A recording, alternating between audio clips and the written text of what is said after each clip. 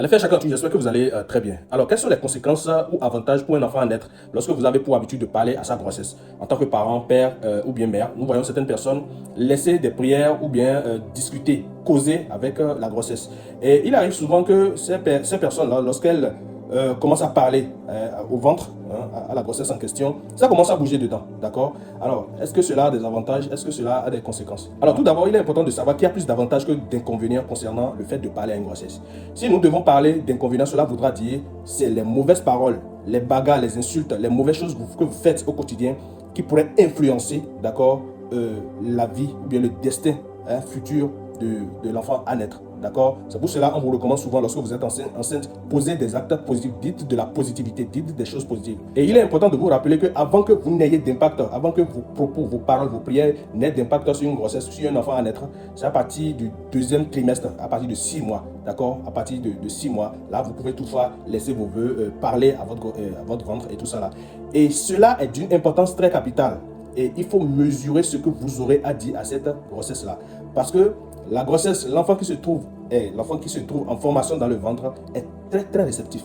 Très réceptif. D'accord? Et lorsqu'on parle du destin de l'enfant, l'âme de l'enfant, l'aura de l'enfant, tout ça là, ça passe par là. C'est pour cela qu'on dit, lorsque vous êtes enceinte, ne fréquentez pas tous les endroits.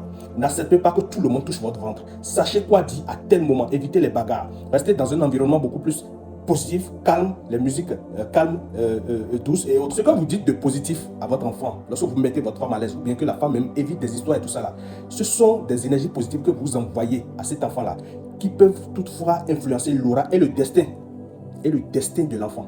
Tout ce que nous faisons influence le destin de l'enfant. Je dis bien destin de l'enfant, l'aura de l'enfant, le devenir de l'enfant. Parler à une grossesse et de manière positive, c'est préparer l'âme de l'enfant à une vie équilibrée. D'accord? À une vie très équilibrée, c'est-à-dire le devenir de quelqu'un, ça dépend des parents, ça dépend de vous, ça dépend de ce que vous dites à un moment donné. Je pense bien que vous savez que lorsque nous parlons, ce sont des vibrations que nous laissons. Et lorsque vous avez pour habitude de laisser des vibrations positives sur une grossesse, cela impacte l'aura et la destinée de l'enfant. D'accord? Positivement, la destinée et l'aura de l'enfant. Donc, exprimez-vous positivement. Laissez la négativité et mettez les femmes à l'aise lorsqu'elles sont enceintes. Alors, vous entendez certaines personnes dire souvent, cet enfant-là, on ne l'envoûte pas. Si vous l'envoûtez, c'est vous qui mourrez.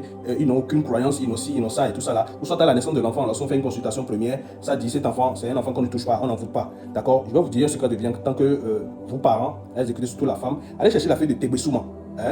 Et que la mère, après 6 mois, commence à prendre ça de façon aléatoire. Pas tout le temps. Une fois en passant.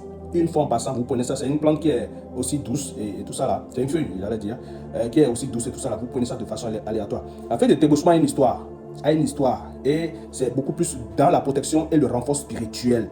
D'accord? Alors, je m'arrête là pour le moment sur mon grand papa Grado Mentotier, code guide spirituel et dignité, vous me trompez de la